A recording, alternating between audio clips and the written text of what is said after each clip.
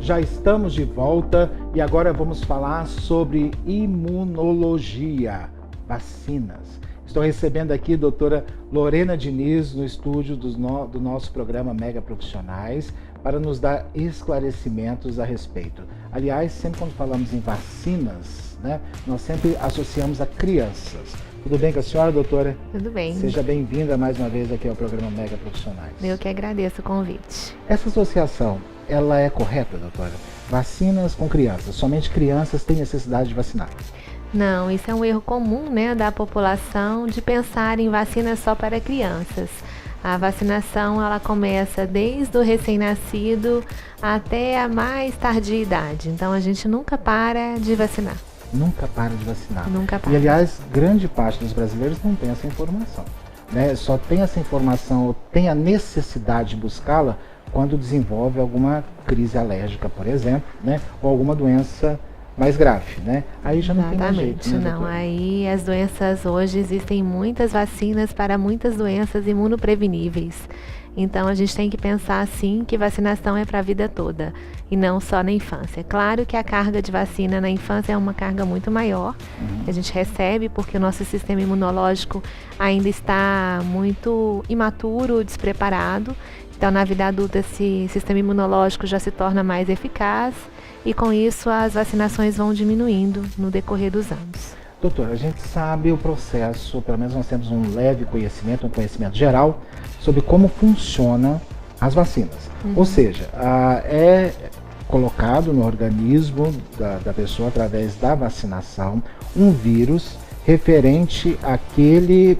Bom, por exemplo, vamos citar a gripe aqui, que é mais comum. Mais comum. Citar o vírus referente à gripe, não sei se é vírus mesmo que provoca a gripe. Isso, é o vírus, né? Que provoca a gripe. Coloca ele bastante enfraquecido no organismo, para que o organismo possa conhecer e desenvolver anticorpos com relação àquele tipo de vírus específico, para quando ele vier no organismo, a pessoa, o próprio corpo consiga fazer essa defesa. Essa denominação é correta, doutora?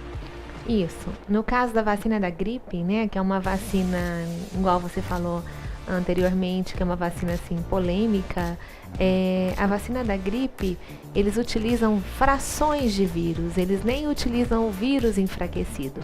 Existem algumas vacinas que sim, que a gente enfraquece o patógeno, né, no caso vírus ou bactéria, para administrar nesse organismo e esse organismo conseguir produzir anticorpos, uma memória imunológica para quando de frente com a própria doença, com a doença de fato verdadeira, dá conta de se combater aquela doença.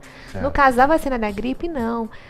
O vírus, né, utilizado na vacinação é uma fração do vírus. É como se pegasse o vírus, que é infinitamente pequeno, e quebrasse ele em milhões de partículas, mini partículas. Então, a vacina ela não contém o vírus vivo e nem muito menos o vírus enfraquecido. É pequenas partes da proteína do vírus.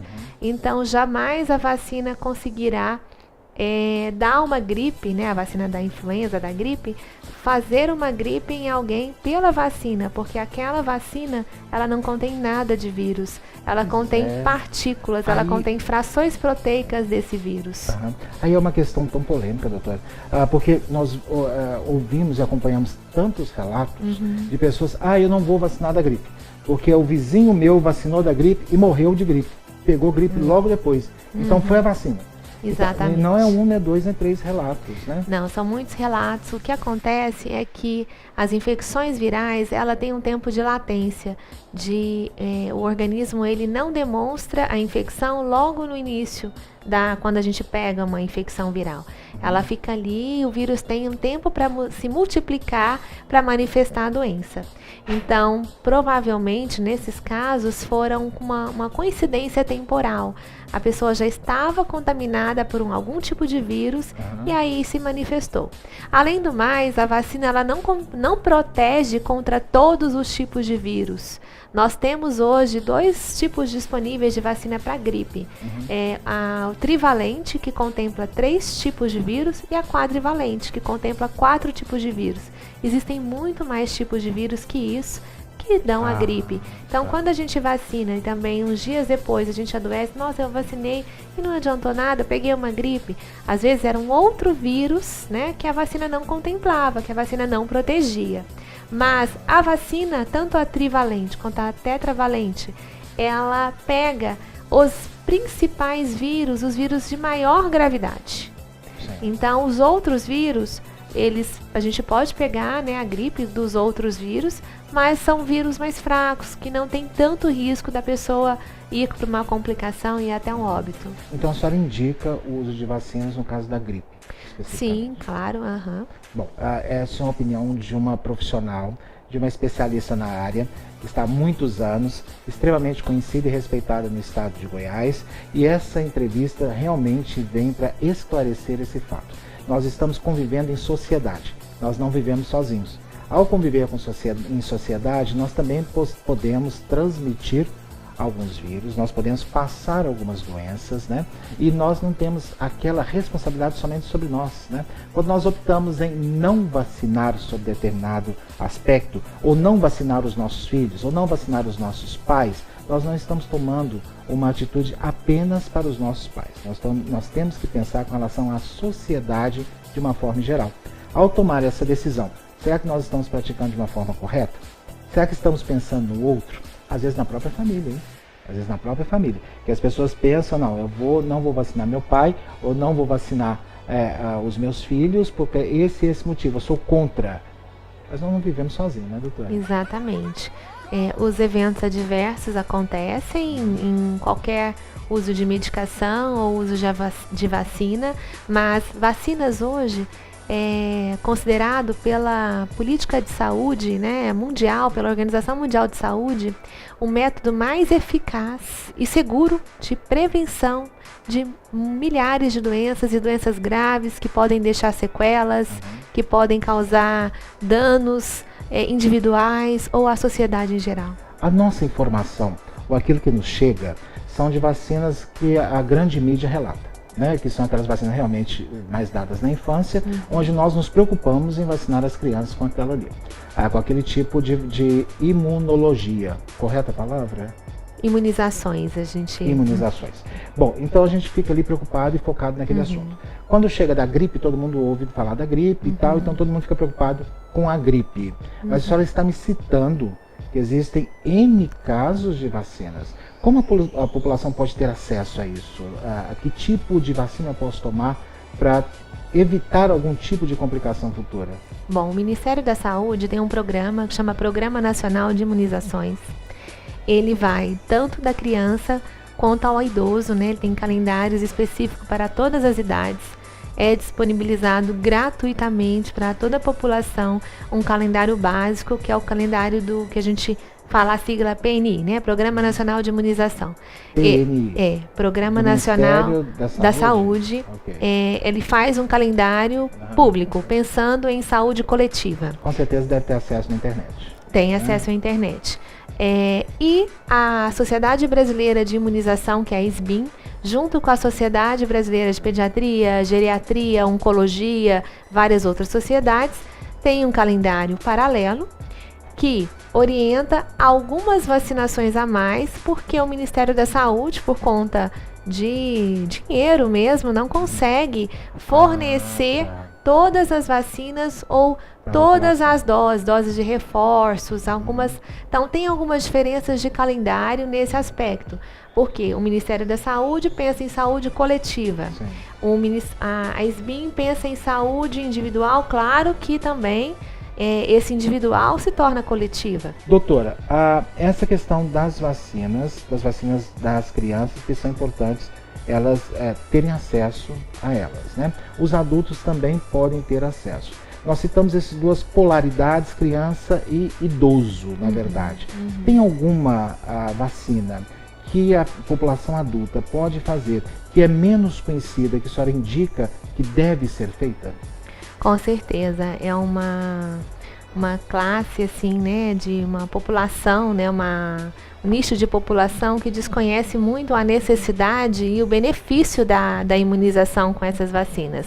Vou citar dois exemplos: a vacina antipneumocócica, que é a vacina Pneumo 23, que ela protege tanto para meningites quanto para pneumonias, porque a gente sabe que o idoso, ele, pelo sistema imunológico também, igual na primeira infância, começa a diminuir. É uma vacina excelente que protege muito o idoso.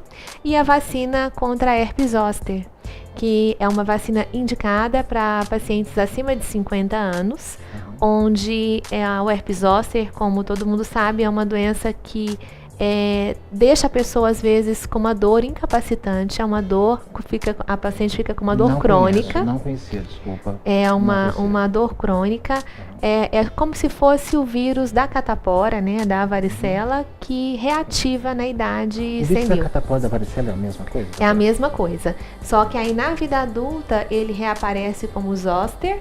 E ele pega faixas nervosas, né, assim, da pessoa. Sério, então, assim, pode dar em faixa nervosa do rosto, do olho, da coluna vertebral. Tem contraindicação essas vacinas?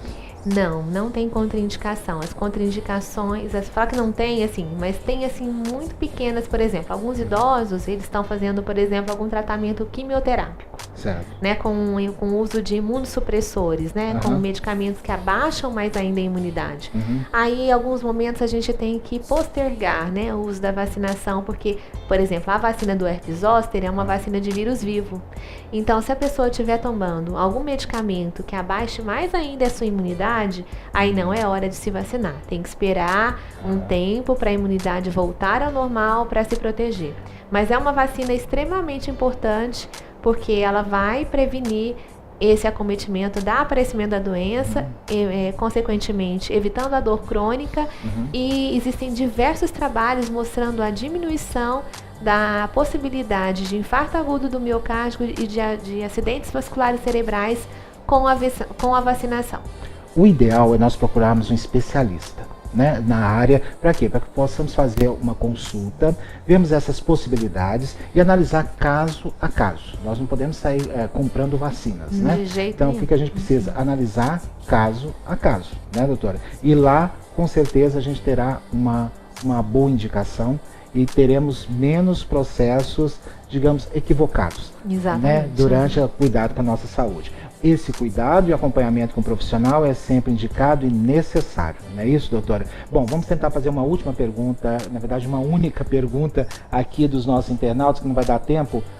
Durante o tratamento, posso me alimentar normalmente, trabalhar durante esse processo de vacinação? Essa é uma boa pergunta, doutora. Atrapalha na rotina da pessoa? De maneira alguma. A vacinação não interfere no trabalho, a pessoa não tem que ficar em jejum para vacinar ou não estar, assim, existem várias falsas contraindicações da imunização que têm que ser esclarecidas e não tem nenhuma contraindicação, assim, de trabalhar, de vacinar e trabalhar, não tem problema nenhum. Eu entendo essas perguntas porque é a falta realmente de informação que a gente tem com relação às vacinas de uma forma em geral.